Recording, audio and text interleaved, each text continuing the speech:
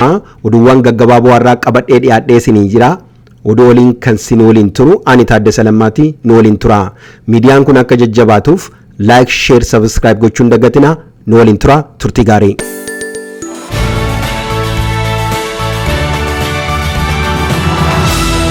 Xayyaarri Itoophiyaa Hargeessaatti balali'aa ture mootummaa Somaaliyaan akka deebi'u taasifameera. Xayyaarri daandii qilleensa Itoophiyaa gara magaalaa guddoo Somaalilaandii Hargeessatti balali'aa ture osoo gara daangaa qilleensa Somaaliyaa hin seeniin deebi'uuf hojii geggeessan daandii qilleensa Itoophiyaa BBC'tti himaniiru. Akka hojii geggeessaa daandii qilleensa Itoophiyaa obbo Masfin Xaasoo jedhanitti xayyaarri magaalaa Finfinnee irraa gara Hargeessatti imalaa ture kuni Somaaliyaa irraa heeyyama hin arganne waan jedhameef gara Finfinneetti deebi'uusaa himaniiru. Xayyaarri gara Hargeessatti imalaa ture deebi'eera. Sababni isaas xayyaarichi balali'a erga jalqabee booda Somaaliyaa irraa heeyyama nuuf hin kenname jechuun deebii isaanii ibsanii jiru. Akkuma marsaa hordoffii balalii flight radar irraa 24 irratti mul'atutti har'a balaliin xiyyaara lama gara Somaaliyaatti geggeeffameera. Flight radar akka agarsiisutti xiyyaarri Itoophiyaa tokko kan lakkoofsi balalii ET 372 qabu guyyaa sa'aatii 5tti Hargeessaa qubateera. Haa ta'u malee xiyyaarri lakkoofsi balalii ET 8372 ta'e ganama sa'aatii 2:00 Finfinnee ka'ee gara Hargeessatti balali'aa ture. Jijjigaa irraa ofirra deebi'uun buufata xiyyaara idil addunyaa Boolee sa'aatii 4:30 qubatee jira. Civil Aviation Somalia ibsa yeroo muraasan booda baaseen xiyyaarri Itoophiyaa lakkoofsi balalii ET 8372 Hargeessaa akka hin qubanneef dhorkamuusaa beeksisee jira. Hojii gaggeessaan daandii qilleensa Itoophiyaa obbo Masfin Xaasoo xiyyaarri daandii qilleensaa kamtu akka deebii taasifamuuf waa'ee imaltoota xiyyaaraa akka deebi'uuf taasifame imala turaniin garuu odeeffannoo dabalataa kennuurraaf qusatanii turu. Haa ta'u malee ministeerri beeksisa Somaaliyaa Daawud Awushaa xiyyaarri hangoota mootummaa Itoophiyaa olaanoo qabate heeyyama waan hin qabneef akka gara Hargeessaa hin seenne dhorkamuusaa BBC'tti himanii turanii.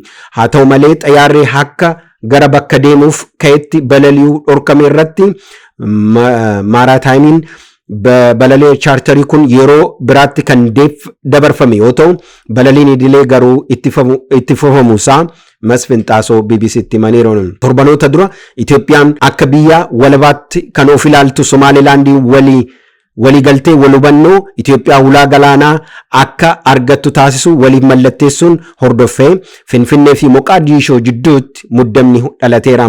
Sanadiin waliigaltee walhubannoo Itoophiyaa Somaalilaandii waliin waliif mallatteessame hojiirra yoo oolee galaana Eden irratti ulaa galaanaa qabaattu kan taasisu yoo ta'u bakka kana immoo Somaaliyaan kan qaama biyya ishiitti kan ilaaltu Somaalilaandiif adeemsa keessa beekamtii biyyummaa kenniti jedhama.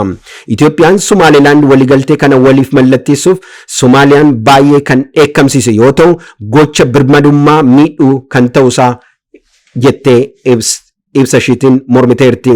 Taateen kun immoo gaanfa Afrikaa darbee Afrikaa bahaa keessatti muddama siyaasaa uumeera. Ministeerri muummee Somaaliyaa Hamza Abdi baarree torban darbee gaafa sanbata Itoophiyaa waliin waraanatti galuudhaaf qophiidha jechuudhaan ibsa isaanii dhageessaniiru. Haasawa ministeera muummee kana dursee pireezidaant Hassan Sheikh Mohammed Itoophiyaan diina Somaaliyaati jechuudhaan isaanii ibsanii jiru.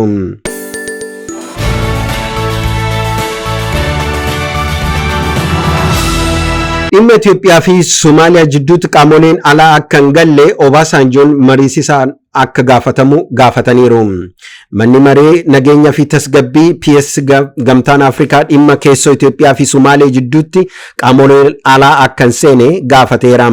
Kana malees koomishiniin gamtaa Afrikaa bakka bu'aan olaanaa gaanfa Afrikaa gamtichaa kan ta'an pireezidaantiin duraanii Naayijeeriyaa Olusegun Obasanjoo biyyoota lamaan jidduutti mariin akka jalqabsiifamuuf gaafatanii jiru.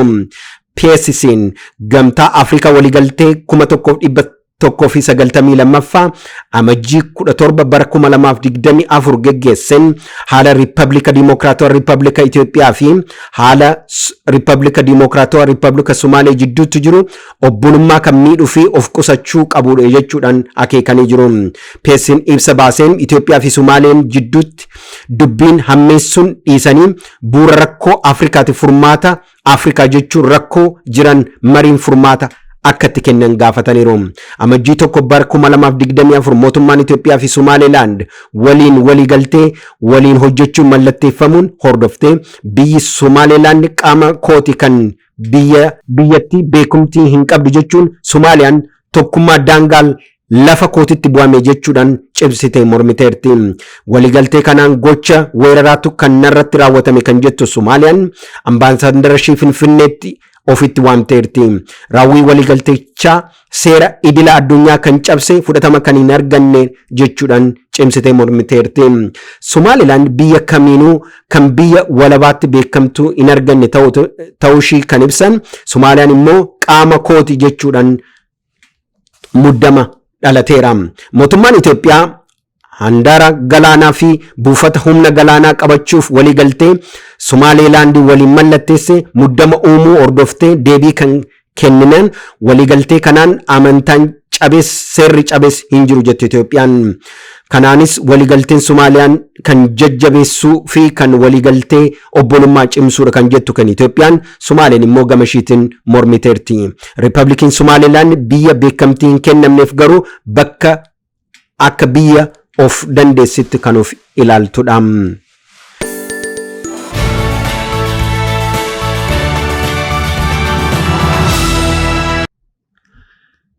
Egaa kabajamtoota hordoftoota Fact News Media oduuwwan gaggabaaboo har'aaf qabanne asirratti goolabnee jirra. Sagantaa biraatiin amma walitti deebinutti nagaan nu tura.